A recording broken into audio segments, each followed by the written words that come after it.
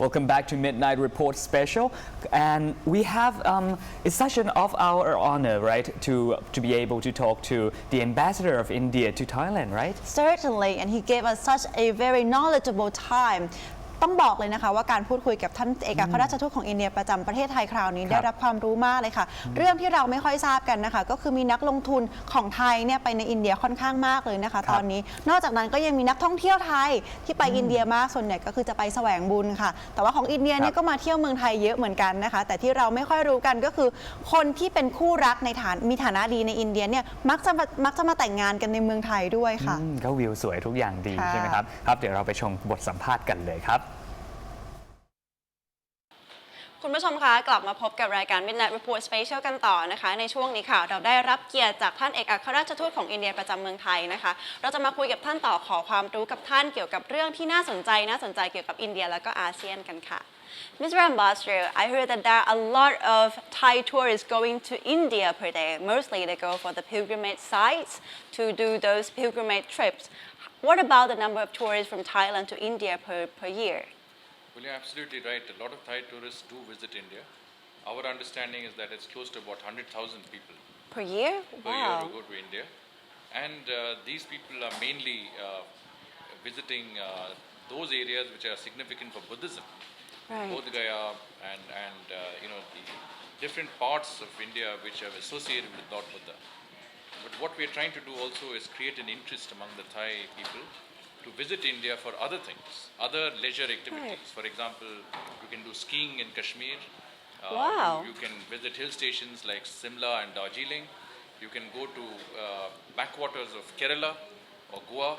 So there are lots of areas that Thai tourists can visit, and the potential, in my view, is largely untapped. And even those people who go for pilgrimages can avail of trains like the Mahaparinirvana Express, which is specifically for the Buddhist circuit. It goes from one Buddhist place of interest to the other, and then they can go to other parts of the country also. Well, that's very convenient. It is, and I think it has been specifically designed for tourists from Thailand, Sri Lanka, and other Buddhist countries. Right, and also in terms of, we've talked about the tourism sector, in terms of education, there are also a lot of Thai students right now are furthering their studies in India because of the strength of English that India has to offer and the affordable tuition fees. What would you like to say to Thai students in order for them to, if they want to further their studies in India, what are the advantages that they could gain from there? I visited what is called the Great Indian Education Fair in Bangkok. And I was surprised to find that there were hundreds of parents and children who had come to the fair to meet representatives of schools and universities in India and to look at educational opportunities. And I found that what they were looking for was value for their money in what they get in terms of education. What India is able to offer today is high quality education at a very affordable cost. There are lots of new schools and universities that have been opened with excellent campuses, state-of-art facilities, good faculty. And I did meet some students who had graduated from India, who had done very well, and had got scholarships to go to universities in different parts of the world. And there was one girl who told me, she said, if I had not studied in India, I would not have got the scholarship to study medicine in some other country, third country in the world. So I think potentials are there, and Thai students are looking at those potentials. I come from a town in which a lot of Thai students come to learn English, not only to avail of the schooling, the residential schooling in that town, but also to come to learn English. And I'm told there are certain parts of the town where only Thai is spoken. So I think education is one area where we can have a lot of exchanges. So Thai students go to India not only for English, not that strength only, but also for the medical, for example, the strength of education itself as well. Yes, they go to get all-round education. Obviously, English is a very important factor, but also technical education. Information technology, engineering, medicine, etc. But then Indian students also come to Thailand for higher studies. So it is always a process of exchange and give and take, both sides. Right. Talking about tourism again. Well, there have been a lot of Indian tourists in Thailand as well. I've seen them in some places like Safari World. What would be the things that Thai businessmen will have to keep in mind in order to serve the Indian tourists? Well, there are about 1 million Indian tourists who come to Thailand every year. Wow, that's Thailand has become the preferred destination of choice, the number one destination for Indian tourists. Oh wow, I It didn't really know means that. that what Thai businesses are doing is correct. So they don't need any guidance on how to improve their positioning vis-a-vis India. You have geographical proximity. You have 170 flights a week. You have a very welcoming population. You have very good facilities. It's a beautiful country. So what more do you want? And as we say, Thailand is a land of smiles. But I think the important thing is not just that people like to come to Thailand, but they also learn a lot about Thailand, and it increases the awareness of Thailand in India, which is very good for people like us who are trying to promote relations between our two. Right. What about in terms of investment factors, the business? In Thailand, a lot of business want to go to India, but they don't know enough, or they think they don't know enough, they don't comprehend the thing that they should bring from Thailand to India that would have a good value, and the things that Indian markets would probably enjoy.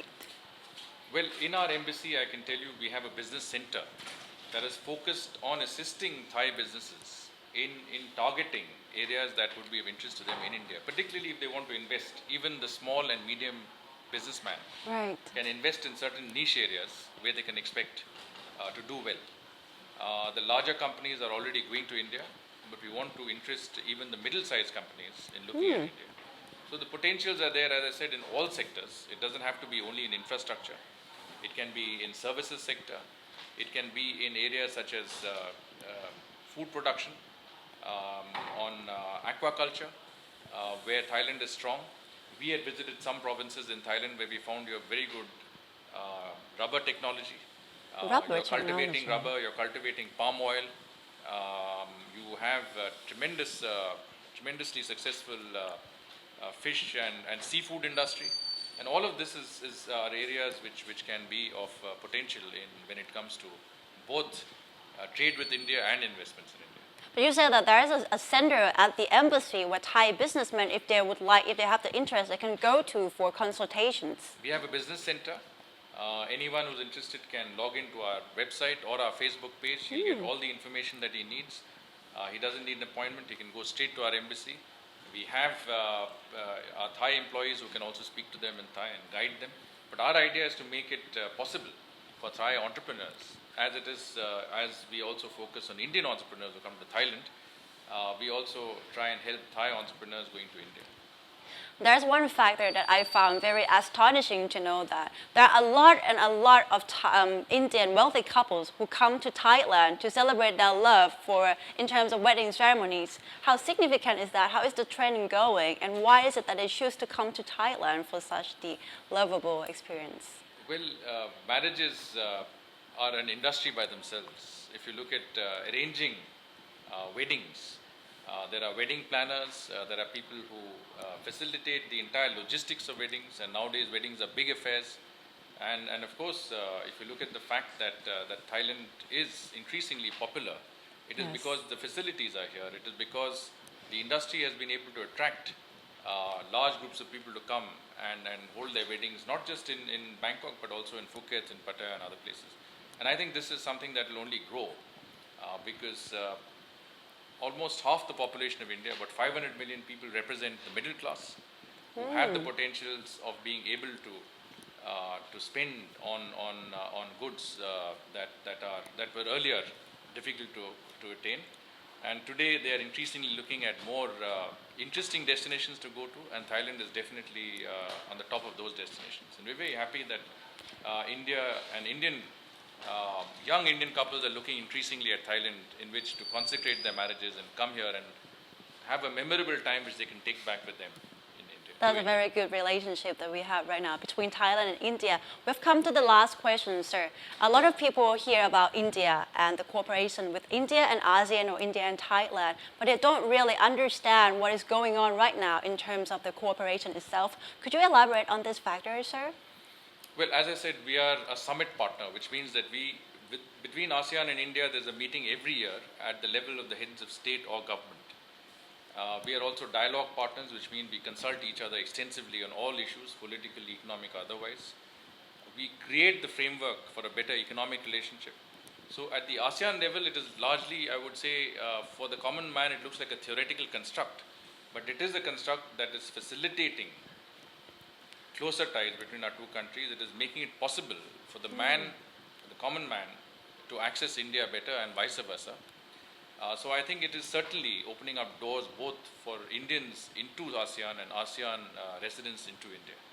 I think this is a process which is going very well, and under the new government, development of relations with ASEAN is a priority. Obviously, in ASEAN, Thailand is also a very great priority for us, and this is something that we will see more of in the months and years to come. Thank you very much, sir. It's been a very knowledgeable time with you. Thank you very much. It's an honor to have you here with us on Midnight Report Special. ขอบคุณมากค่ะ Thank you very much for having me on your show.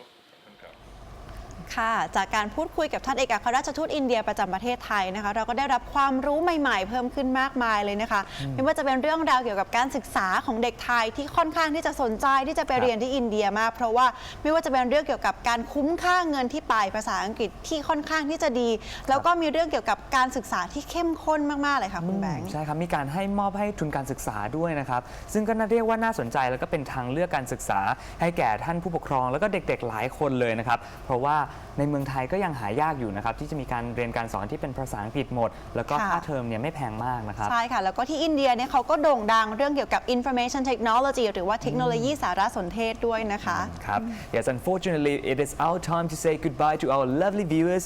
Thank you so much for watching and you'll see us again on Sunday and Saturday night on 12:30 to 1:30 a.m. สำหรับวันนี้นะคะเวลาของรายการ Midnight Report Special ก็หมดลงแล้วค่ะแต่ว่าคุณผู้ชมสามารถติดตามรายการของเรานะคะไม่ว่าจะเป็นเรื่องราวที่น่าสนใจทั่วโลกแล้วก็บทสัมภาษณ์ดีๆทุกวันเสาร์และวันอาทิตย์เวลาเที่ยงคืนครึ่งถึงตีหนึ่งครึ่งค่ะ Yes, and also don't forget to follow us on Instagram, Facebook and Twitter Mono29 TV ค่ะสำหรับวันนี้ต้องลากันไปก่อนนะคะ We'll see you next time สวัสดีครับ